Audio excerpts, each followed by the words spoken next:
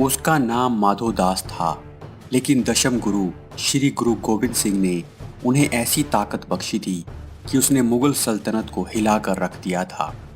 वो वीर योद्धा था बाबा बंदा सिंह बहादुर। बाबा बंदा सिंह बहादुर, जिनके नाम में ही बहादुर शब्द है, उन्हें सिखों के 10वें गुरु श्री गुरु गोविंद सिंह ने मुगलों के जुल्म से लड़ने वाला एक योद्धा बनाया था। बाबा बंदा सिंह बहादुर के वीर योद्धा बनने की कहानी बड़ी दिलचस्प है, लेकिन उनका बलिदान दिल को दहला देने वाला है। सिखों ने जुल्म के आगे घुटने नहीं टेकने की जो सोच कायम की, उस पर चलते हुए ना जाने कितने सिख वॉरियर्स ने हंसते हंसते बलिदान दे दिया।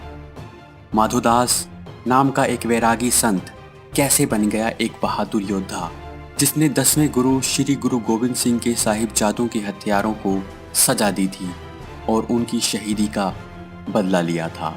जानेंगे सब कुछ आज के इस वीडियो में, लेकिन उससे पहले अगर आपने हमारे चैनल को सब्सक्राइब नहीं किया है तो सब्सक्राइब कर बेल आइकन को दबा दें। माधोदास का जन्म 16 अक्टूबर 1670 को जम्मू कश्मीर के पुंछ जिले के राजौरी क्षेत्र में हुआ था। उनका असली नाम लक्ष्मण देव था, जिन्होंने 15 वर्ष की आयु में ही वैराग्य धारण कर लिया था। माधोदास बचपन में घुड़सवारी, तीरंदाजी और तलवार चलाने की शिक्षा लिया करते थे, लेकिन एक दिन अचानक शिकार करते हुए उन्होंने एक हिरनी पर बाण चला दिया। दुर्भाग्य से जिस हिरनी को वो बाण लगा वो गर्भवती थी और बाण लगने के बाद वो हिरनी और उसका बच्चा भी मर गया।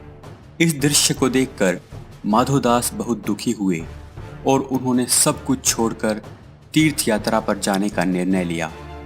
माधोदास ने सभी तीर्थों की यात्रा की, बहुत से साधु संतों से ज्ञान और योग साधनाएं सीखी।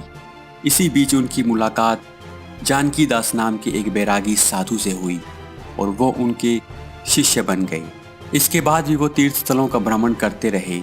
उत्तर भारत में अनेक स्थलों की यात्रा करने के बाद वो महाराष्ट्र के नांदेड़ पहुंचे, जहां वो एक कुटिया बनाकर रहने लगे और ईश्वर की प्राप्ति के लिए ध्यान करने लगे। गुरु गोविंद सिंह जी से मुलाकात 1708 में गुरुजी मुगल बादशाह बहादुर शाह के साथ दक्कन आए थे। गुरुजी को पता चला कि माधोदास नांदेड़ में है। इसके बाद वो माधोदास की कुटिया पहुंचे। वहां गुरुजी ने सिखों को लंगर बनाने का आदेश दिया। ये खबर सुनकर माधोदास, जो उस कुटिया से कुछ दूरी पर था, बहुत क्रोधित हो गया। माधोदास बहुत से तंत्र मंत्र और विद्याएं जानता था। उसने क्रोध में गुरुजी पर उन विद्याओं का प्रयोग किया, लेकिन जब उसने देखा कि उसके तंत्रों मंत्रों का कोई असर नहीं हो रहा, तब वो गुरुजी के चरणों में गिर पड़ा। गुरुजी ने उससे पूछा कि बताओ माधोदास, तुम कौन हो? तब माधोदास ने कहा कि मैं आपका बंदा। गुरुजी जानते थे कि वो एक योद्धा है, जिसका जन्म पूजा पाठ और उस तरह के धार्मिक कर्म कांड के लिए नहीं हुआ जो वो कर रहा था, बल्कि उसका जन्म हुआ था जुल्म के खात्मे के लिए। गुरुजी ने माधोदास को सितंबर 1708 को अमृत पान करवाया और उसे नया नाम दिया, बंदा सिंह बहादुर। बंदा सिंह बहादुर का पंजाब अभियान। गुरुजी मुगल बादशाह बहादुर शाह के साथ दक्कन आए थे। वो चाहते थे कि मुगल बादशाह पंजाब में सरहंद के नवाब वजीर खान और उसके दूसरे साथियों को सजा दे, जिसने गुरुजी के दोनों छोटे साहिबजादों को दीवारों में चिनवाकर कत्ल करवा दिया था और उनकी माता गुजरी को भी मार डाला था। लेकिन जब उन्होंने देखा कि मुगल बादशाह बहादुर शाह की ऐसा करने की कोई इच्छा नहीं है, तब उन्होंने बंदा सिंह बहादुर को पंजाब के अभियान की जिम्मेवारी दी। गुरुजी ने बंदा सिंह बहादुर को अपनी तलवार, धनुष, अपनी तरकश के 5 तीर, नगाड़ा, निशान साहिब और अपने हाथों से लिखा एक हुक्मनामा देकर पंजाब रवाना किया। गुरुजी के द्वारा दिए उस हुक्मनामे में सभी सिखों को बंदा सिंह बहादुर के साथ जुड़ने के लिए कहा गया था, ताकि पंजाब में मुगलों के जुल्म को खत्म किया जा सके। बंदा सिंह के साथ 5 हजूरी सिखों को भी भेजा गया, ताकि पंजाब में सिखों को बताया जा सके कि बंदा सिंह को गुरुजी ने ही ये जिम्मेवारी दी है और उन्हें सरहंद पर चढ़ाई करने की पूरी ताकत बख्शी है। महाराष्ट्र से पंजाब पहुंचने में बंदा सिंह को लगभग 1 साल का समय लगा। हालांकि वो 4 से 5 महीने में पंजाब पहुंच सकते थे, लेकिन मुगल बादशाह ने अपने सैनिक उनके पीछे लगा दिए थे, जिस कारण वो छुपते हुए और रास्ते में सिखों को अपने साथ मिलाते हुए पंजाब की ओर बढ़ रहे थे।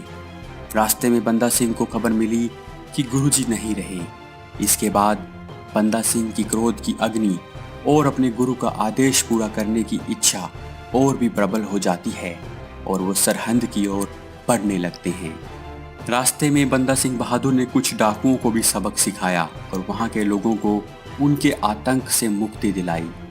सरहंद की ओर बढ़ते हुए बंदा सिंह बहादुर के साथ सिख जुड़ते जा रहे थे।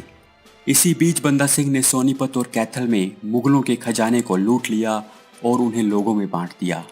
टोहाना में बंदा सिंह मालवा के सिखों को संदेश भिजवाते हैं कि सरहंद के वजीर खान को खत्म करने के लिए सभी सिखों को एक साथ आना होगा। समाना की लड़ाई। बंदा सिंह बहादुर ने सबसे पहले समाना पर कब्जा किया। समाना गुरु तेग बहादुर के शीश काटने वाले जल्लाद जलालुद्दीन का घर था। इसी जल्लाद के बेटे ने गुरु गोविंद सिंह जी के छोटे साहिबजादों का भी कत्ल किया था। गुरु गोविंद सिंह जी को धोखे से आनंदपुर खाली करवाने वाला अली हुसैन भी समाना का ही था।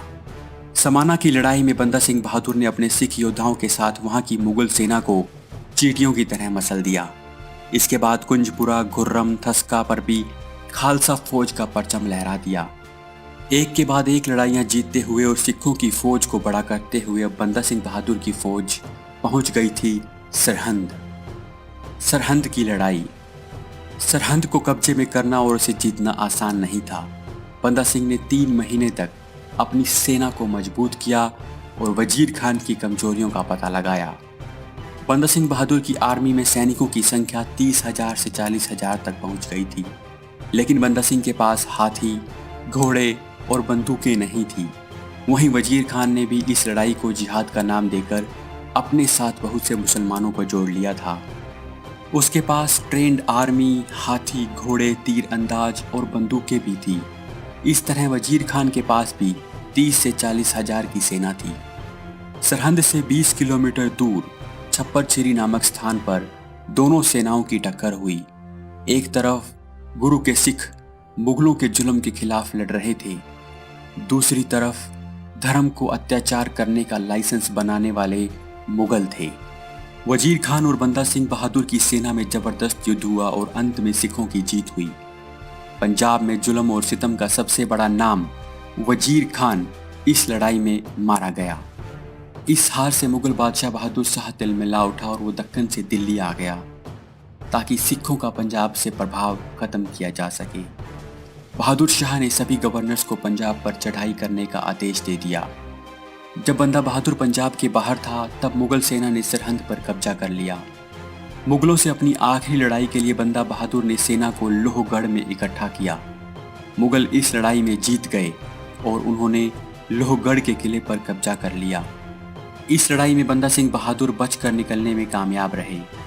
इसके बाद बंदा सिंह बहादुर लंबे समय तक मुगलों से छिपते रहे।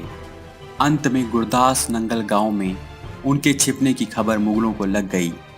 मुगल सेना ने उन्हें चारों ओर से घेर लिया और वो पकड़े गए।